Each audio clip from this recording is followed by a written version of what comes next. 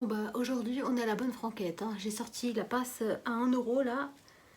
Hop, c'est parti.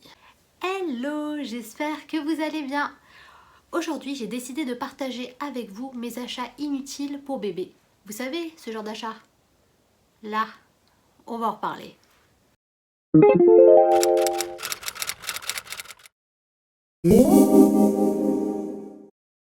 Donc number one, les chaussures pour bébé. Donc moi pendant ma grossesse j'y suis allée à fond, hein. J'ai tout acheté. Alors on a les petites Nike, donc là les petites Air Max comme ça, trop choupi, trop mimi, le truc t'as envie de le bouffer, c'est trop mignon. Donc on a ça, on a des petites Hug, alors ça c'est trop mignon. Bien sûr j'ai acheté la taille la plus petite et donc là c'est le moment où bébé devrait, enfin est censé les mettre, mais on est au mois de juin. Voilà voilà. J'ai aussi une petite paire d'Air Force blanches, trop belles. Donc là, je les retrouve pas, puisque clairement, ça ne sert à rien, donc elles sont stockées quelque part. Mais je vous mettrai une petite photo. On est d'accord que quand on est enceinte et qu'on voit ça, on est toutes comme ça. Oh, mais c'est trop mignon! Non mais chérie, tu dois acheter les mêmes chaussures pour être assortie, hein. Vous allez être trop mignon! On est d'accord, c'est le truc le plus mignon de toute la Terre. C'est tellement chou, mais clairement, c'est impossible à mettre. Impossible, impossible, impossible.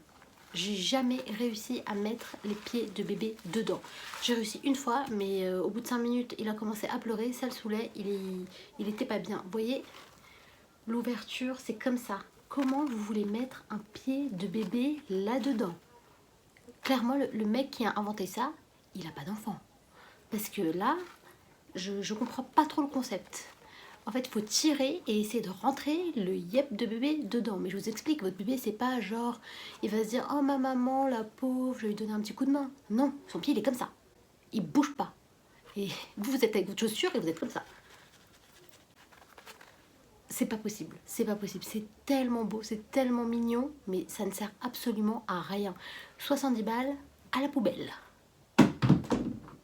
Bon, je vais le ramasser maintenant quand même. Number 2, la baignoire Stokke. Donc pour ceux et celles qui ne connaissent pas, je vous mets une photo là. Du coup, en fait, le concept, c'est que c'est une baignoire qui se replie sur elle-même. Donc moi, n'ayant pas une grande salle de bain, je m'étais dit c'est idéal puisque le truc on peut l'utiliser, le replier, ça prend pas de place. J'avais pas envie d'acheter la grosse baignoire en plastique, vous savez, qui prend toute la place. Donc je m'étais dit trop bien.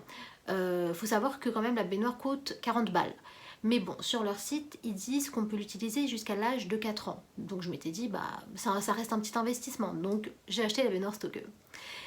Ce qui s'est passé, donc je l'ai utilisée, hein. Elle est utile quand même. Je l'ai utilisée quelques mois, jusqu'à l'âge exactement des 3 mois de bébé.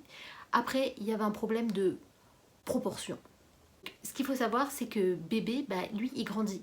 La baignoire, non. Donc au bout d'un moment, en fait, il faut savoir que mon bébé, lui, quand il prend le bain, il n'est pas en mode comme ça, en mode hot dog. Non, il est en train de bouger partout. C'est la piscine municipale. Il y a de l'eau partout. Il tape des mains, il tape des jambes. Le problème, la Stokke, c'est qu'au bout d'un moment, bah, elle est devenue trop petite. Bébé, dès qu'il bougeait, bah, il se tapait sur la baignoire, il se tapait la tête, il se tapait les jambes.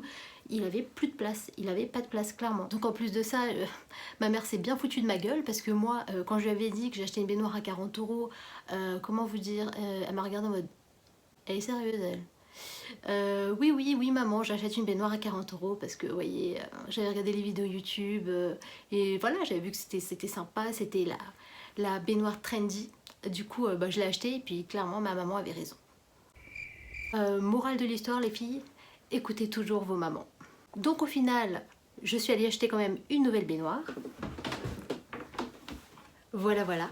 Donc vous voyez la baignoire là dont je vous parlais que je voulais pas acheter, bah, et ben au final, je l'ai achetée. Voilà. 8 euros chez Leclerc et c'est le meilleur achat que j'ai fait. Un conseil les filles, ne dépensez pas des 1000 et des 100 dans une baignoire, c'est de l'argent jeté par les fenêtres. J'en ai fait l'expérience, j'espère que vous ne ferez pas la même erreur. Number 3, le porte-bébé. Donc ceci. Donc moi j'ai acheté celui de la marque, je sais pas le nom de la marque, je crois que c'est Love Radius. Vous savez il est très connu parce qu'il y a une petite capuche comme ça, il est trop beau. Franchement moi le truc j'ai eu un coup de cœur dessus. Je crois que je l'avais vu sur sur la maison des maternelles, je crois. En tout cas, je le trouvais super beau. Bon bah voilà. Voilà, encore un achat inutile. Le truc au grand max, je l'ai utilisé 3 fois. Le porte-bébé, ce porte-bébé coûte quand même 115 €. Je peux vous dire que ça fait mal, sachant qu'en plus c'est moi qui avait convaincu mon mari de l'acheter parce que lui il n'en voyait pas trop d'utilité. Mais moi ayant regardé bien sûr bonne maman que je suis, j'avais regardé la maison des maternelles et puis plein de vidéos YouTube sur le portage et je m'étais dit c'est super, celui-là il est comment dire, ergonomique? Non pas ergonomique, je sais plus le terme, physiologique. Donc c'est ça le terme. Du coup bah, je m'étais dit trop bien, je vais acheter ça. Donc on est parti à Nathalie's, on l'a acheté. Donc dès qu'on est sorti du magasin, bah, je voulais le tester, j'avais ma poussette, mais bon je m'étais dit oh ouais trop bien, j'ai envie de tester parce que faut savoir que moi j'adore, enfin quand je vois dans la rue des papas ou des mamans en train de porter leur bébé, je trouve ça tellement mignon. Et moi bah, du coup quand j'étais enceinte, je m'étais dit moi quand j'aurai mon bébé, moi aussi je vais le porter, ça va être trop bien, on va avoir ce lien spécial, je vais le porter, puis je fais ça fait petite maman, enfin j'étais trop contente. Je n'avais pas pris en compte mon bébé d'amour. Parce que mon bébé, eh ben, il n'aime pas être compressé, il n'aime pas être contenu. Donc clairement, quand je le mettais dans le porte-bébé, bah, il piquait des crises, il aimait pas ça. Et les seuls moments où j'ai réussi à le mettre, bah, c'est quand il dormait. Donc hop, vite fait, bien fait, je le prenais comme ça et puis je le mettais dedans. Donc on a réussi à faire quelques balades comme ça, bah, une ou deux. Et en fait, le truc c'est que au bout d'une demi-heure, quand on enlevait le porte-bébé, bah, le petit, il était rouge. On dirait qu'il avait passé 1 heure au hammam. Papa, il avait une grande tache de transpiration jusque-là. Bah, je comprends pas, je sais pas si on l'utilise mal, je ne sais pas, mais en fait bébé il est pas bien, enfin il a chaud. Et pourtant je l'habillais léger, hein, je mettais pas des gros pulls parce que je me disais justement qu'il allait avoir chaud, donc j'essayais de l'habiller léger, mais même comme ça il transpire beaucoup. Vraiment mon bébé a toujours chaud. C'est un bébé qui aime pas avoir chaud, il aime pas ça. Je pense que d'ailleurs tous les bébés, mais du coup ça nous convient pas le porte-bébé. J'envie les mamans et les papas qui peuvent utiliser le porte-bébé. Je veux dire, même maintenant, quand je me balade dans la rue et que je vois des parents avec un porte-bébé, je me dis, oh trop bien, j'aimerais trop que mon gosse il soit comme ça, mais non. Le mien, il veut pas, il veut pas. Bon, il fait sa vie dans la poussette, hein. Il adore la poussette. Donc bon, vous voyez, chaque bébé est différent. Donc lui, il est bien dans sa poussette. Mais c'est vrai que bon, j'aurais bien aimé porter mon bébé. Peut-être le deuxième, on verra. Number 4. Donc en 4e place, j'ai mis le Transat de bain. Donc celui-ci, c'est celui de chez B.A.B.A. Donc cet achat, je ne l'ai pas fait avant l'accouchement. Je l'ai fait bah, justement au moment où je trouvais que bébé commençait à peser lourd. Parce que moi, quand je le lave, je le porte comme ça d'un bras. Et du coup, bah, là, il commençait à peser lourd. Je m'étais dit, enfin moi j'avais mal au dos, et puis il bouge partout. Je m'étais dit, c'est trop galère. Donc je vais acheter le Transat. Je me suis dit, c'est trop bien, je vais pouvoir le poser dedans. Il va faire sa vie, il pourra gigoter. Donc gagnant-gagnant. Le truc, c'est qu'en fait, bah, une fois que je le mets dans la baignoire, il n'y a plus de place dans la baignoire. Bébé, il n'a pas de place pour bouger, il peut pas faire sa vie. Et surtout, pour moi, je comprends pas comment les gens l'utilisent. Parce que moi, je lave bébé aussi, bah, je lui lave le dos aussi, et le petit cucu. Et le problème, c'est que s'il est sur le transat, après, bah, il faut le retourner. Mais si à le transat, on peut pas retourner le bébé. Donc, je retournais le bébé, je devais enlever le transat, il y avait de l'eau partout. Enfin, le truc, c'était du grand n'importe quoi. Et en plus, bah, ça m'a coûté 30 € et pareil, je l'ai utilisé 2 fois. Maintenant que bébé commence à tenir assis, j'ai envie de lui acheter, vous savez, les petits sièges là pour le bain.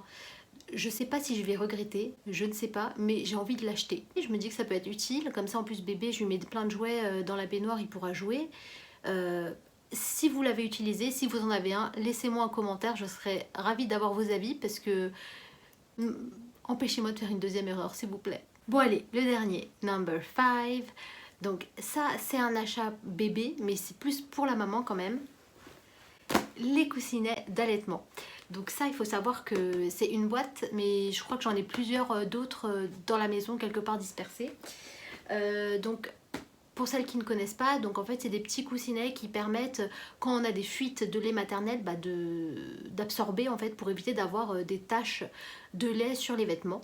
Donc c'est très souvent demandé sur les listes de maternité. Et puis moi j'avais vu plein de vidéos YouTube sur l'allaitement qui disaient que c'était indispensable parce que voilà, on va avoir beaucoup de fuites, qu'on va avoir beaucoup de lait, que c'était indispensable pour pas avoir de taches sur les vêtements. Donc moi qu'est-ce que je fais? Bien sûr, je suis allée acheter mon petit stock. Le truc, c'est que j'en ai jamais eu l'utilité. Bien sûr, j'ai emmené une petite boîte à la maternité, mais ça ne m'a pas servi parce que déjà j'ai eu une montée de lait tardive, donc je ne l'ai pas utilisé à la maternité.